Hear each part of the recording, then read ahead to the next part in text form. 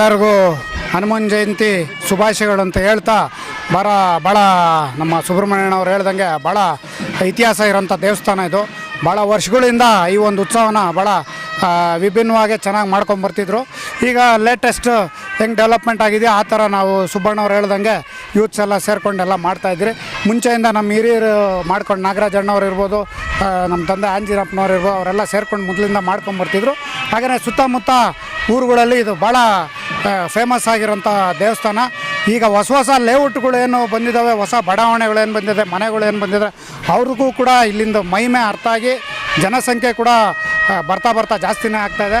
ಈ ನಡುವೆ ಈ ಶಿರ್ಡಿ ಸಾಯಿಬಾಬಾ ದೇವಸ್ಥಾನ ಥರನೇ ಸಾಯಿಬಾಬಾ ದೇವಸ್ಥಾನ ನಮ್ಮ ಸುಬ್ರಹ್ಮಣ್ಯನವ್ರ ನೇತೃತ್ವದಲ್ಲೇ ಅವರೇ ಕೂಡ ಎಲ್ಲ ಖರ್ಚು ವೆಚ್ಚ ಎಲ್ಲ ಅವರೊಬ್ಬರೇ ಇದು ಮಾಡಿಕೊಂಡು ಅವರು ಕೂಡ ಕಟ್ಟಿದ್ದಾರೆ. ಅವರು ಕೂಡ ಭಾಳ ಚೆನ್ನಾಗಿ ಕಟ್ಟಿದ್ದಾರೆ. ಇದೊಂದು ದೇವಸ್ಥಾನದ ಕಳೆನೇ ಚೇಂಜ್ ಆಗಿದೆ ಈಗ ಅಂತ ಹೇಳ್ತಾ ಮುಂದಿನ ದಿವಸದಲ್ಲಿ ಎಲ್ಲ ಕೂಡ ಸೇರಿ ಇದೇ ಥರ ಮಾಡ್ತೀರಿ ಅಂತ ಹೇಳೋಕ್ಕೆ ಇಷ್ಟಪಡ್ತೀರಿ.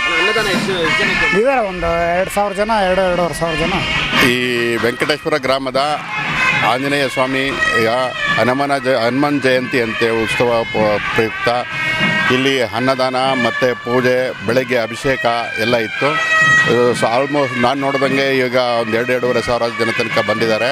ಇವತ್ತು ಇಲ್ಲಿ ಹಬ್ಬದ ವಾತಾವರಣ ಇದೆ. ಎಲ್ಲ ಭಕ್ತಾದಿಗಳು ಪೂಜೆ ಎಲ್ಲ ಮಾಡಿಸಿ ಮತ್ತು ಪ್ರಸಾದ ತೊಗೊಂಡು ಹೋಗ್ತಾ ಇದ್ದಾರೆ. ಇದು ಪುರಾತನ ಕಾಲದಿಂದ ನಡ್ಕೊಂಡು ಬರ್ತಾ ಇದೆ, ಇವಾಗೂ ನಡೀತಾ ಇದೆ. ಈಗೆಲ್ಲ ಯೂತ್ಸ್ ಎಲ್ಲ ಸೇರಿಕೊಂಡು ಎಲ್ಲರೂ ಸೇರಿಕೊಂಡು ಈ ಕೆಲಸ ಮಾಡ್ತಾ ಇದ್ದೀರಿ.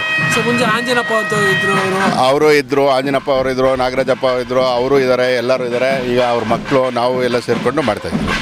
ಎಷ್ಟು ಜನ ಬರ್ತಾರೆ ಸರ್? ಸುತ್ತಮುತ್ತ ಹಳ್ಳಿಗಳಲ್ಲಿ ಎಲ್ಲ ಕಡೆಯಿಂದ ಬರ್ತಾರೆ. ಈಗೆಲ್ಲ ಹಳ್ಳಿಗಳ ಕಡೆಯಿಂದನೂ ಬರ್ತಾರೆ. ಈಗ ಎಲ್ಲ ಹೊಸ ಲೇಔಟ್ಗಳು, ಅಪಾರ್ಟ್ಮೆಂಟ್ಗಳಾಗಿರೋದ್ರಿಂದ ಎಲ್ಲ ಜಾಸ್ತಿ ಬರ್ತಾರೆ. ಈಗ ದೇವಸ್ಥಾನ ಇಲ್ಲಿ ವಿಶಾಲವಾಗಿ ಪಾರ್ಕಿಂಗು ಮತ್ತು ಈ ಮರಗಳೆಲ್ಲ ಇರೋದ್ರಿಂದ ತುಂಬ ಜನ ಇಲ್ಲಿ ಬರ್ತಾರೆ. ಪಾರ್ಕಿಂಗು ಮೇಯ್ನ್ ಇದೆ. ದೇವಸ್ಥಾನ ಎಲ್ಲ ತುಂಬ ಚೆನ್ನಾಗಿದೆ, ಸ್ವಚ್ಛತೆ ಇರೋದ್ರಿಂದ ಎಲ್ಲ ಇಲ್ಲೇ ಬರ್ತಾ ಇದ್ದಾರೆ.